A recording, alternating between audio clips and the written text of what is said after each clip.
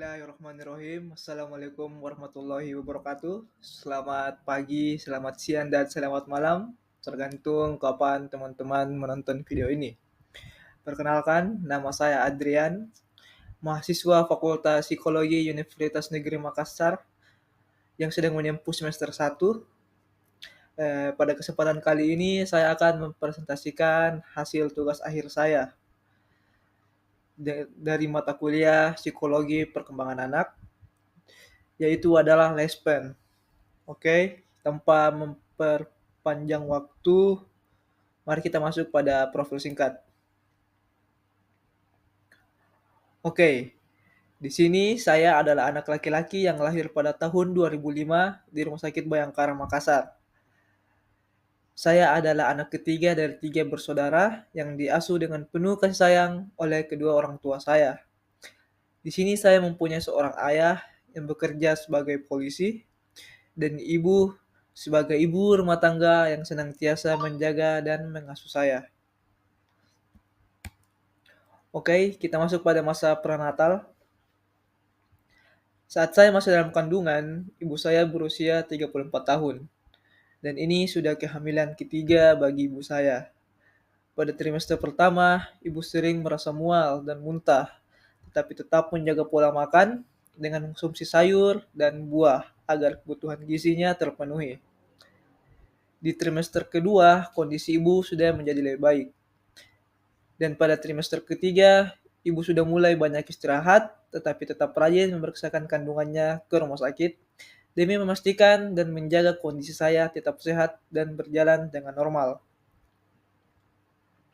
Secara emosional, ibu berusaha untuk senantiasa tenang dan bahagia dengan cara memutar lagu yang lembut dan mengajak saya untuk berbicara.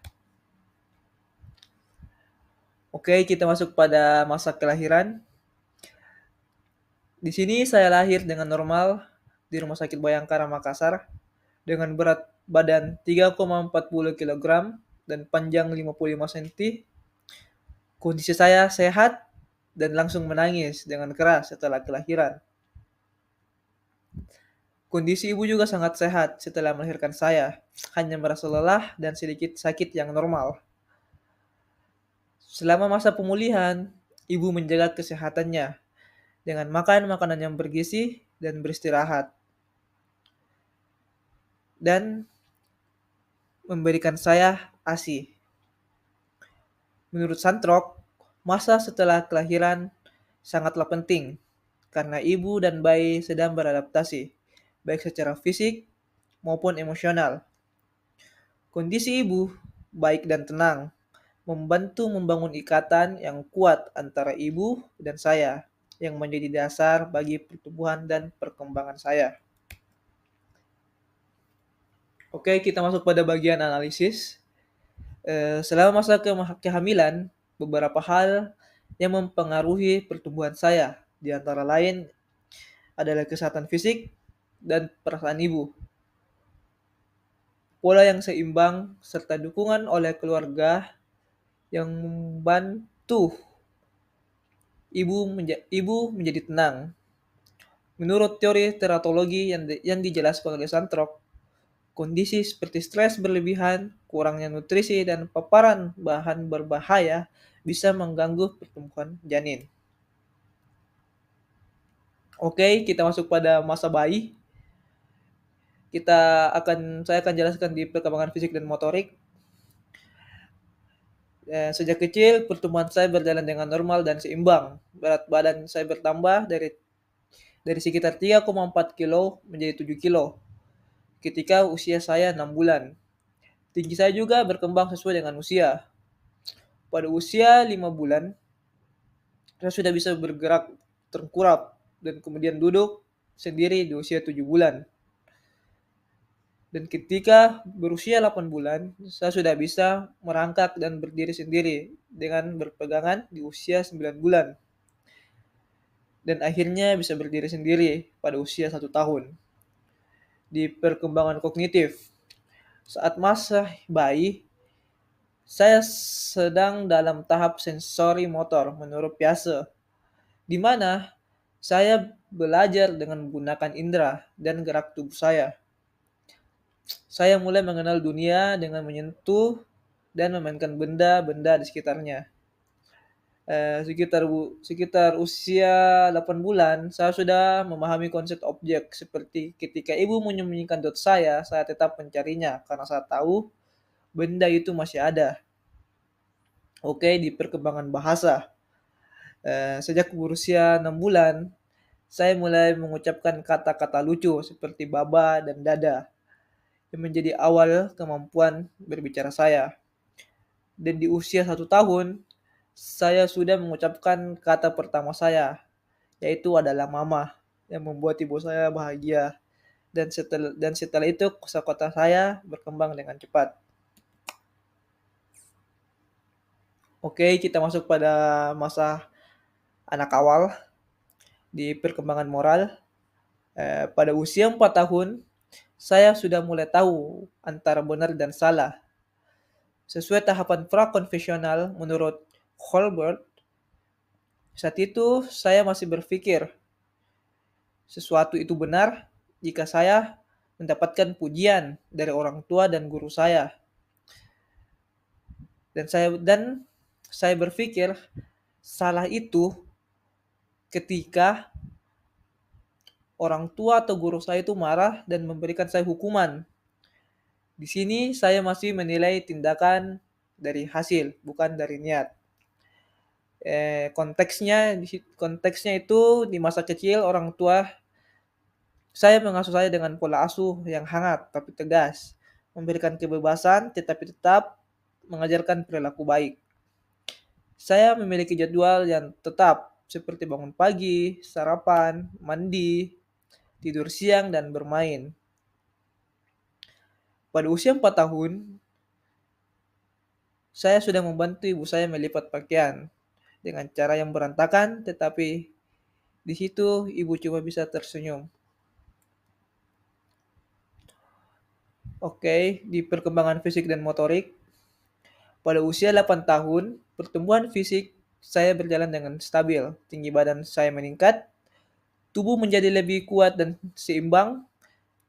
Saya sudah mulai aktif berkegiatan fisik seperti berlari di taman, sehingga tubuh saya menjadi sehat dan bugar. Dari segi kesehatan, saya jarang sakit karena ibu selalu memberikan saya makanan yang sehat dan bergizi serta menjaga kebersihan saya.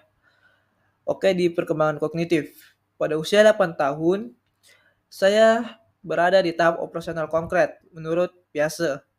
Pada masa ini, sudah bisa berpikir secara logis tentang hal-hal yang nyata di sekitar saya. Saya sudah tahu konsep konversi, seperti dua batang pensil tetap sama panjang, meskipun salah satunya dipindahkan di tempat yang berbeda. Dan di sekolah, saya senang belajar karena mulai biasa memahami materi pembelajaran secara lebih teratur. Oke, kita masuk pada masa kanak-kanak tengah dan akhir di perkembangan kognitif. Pada usia 11 tahun, kemampuan berkomunikasi saya terus berkembang. Saya bisa berbicara dengan jelas, menyampaikan pendapat, serta berbicara dengan panjang dan percaya diri. Saat ini saya juga suka membaca dan menulis cerita pendek atau cerita bersambung. Di sini saya senang menulis karena saya senang ketika orang lain memuji dan menggemari tulisan saya. Kita masuk pada perkembangan kognitif. Pada usia 12 tahun, saya berada di tahap industri phase inventory menurut Erikson. Saya merasa diri saya adalah anak yang rajin dan kreatif, serta mencoba hal-hal yang baru. Saya memiliki sahabat dekat dan merasa tidak nyaman ketika sendirian, karena saya suka ketika ada teman yang menyertai saya. Oke, kita masuk pada informasi tambahan. Saya sekolah di SD Impres Mangisi di Kota Makassar. Di sini saya sangat senang karena suasana sekolah nyaman dan guru-guru serta teman-temannya yang ramah.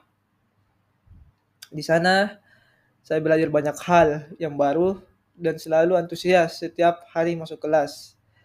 Pada usia 12 tahun, saya rasa berhasil menjadi bintang kelas untuk kelas yang membuat saya merasa bangga dan semangat untuk terus berusaha lebih baik. Selain itu, saya aktif dalam mengikuti ekskul pramuka dan basket yang membuat masa SD saya menjadi paling berkesan. Oke, kita masuk di daftar pustaka. Di sini saya menggunakan teori dari Santrok, Piaget, dan Erikson. Oke, sebelum saya tutup, saya mengucapkan banyak-banyak terima kasih kepada dosen pengampu psikologi belajar karena atas tugas yang dosen-dosen pengampu berikan, saya bisa bernostalgia dan kembali mengingat masa-masa kecil saya dan bisa berbincang lagi dengan orang tua saya mengenai masa kelahiran saya. Dan saya rasa momen ini tidak akan bisa terulang kembali. Dan saya mohon maaf jika pada saat presentasi banyak kata-kata yang salah, dan mungkin itu saja. Saya banyak mengucapkan terima kasih, dan jika saya memiliki salah tolong dimaafkan, dan wassalamualaikum warahmatullahi wabarakatuh. Terima kasih semuanya. One is the loneliest number that you'll ever do. Two can be as bad as one. It's the loneliest number since the number one.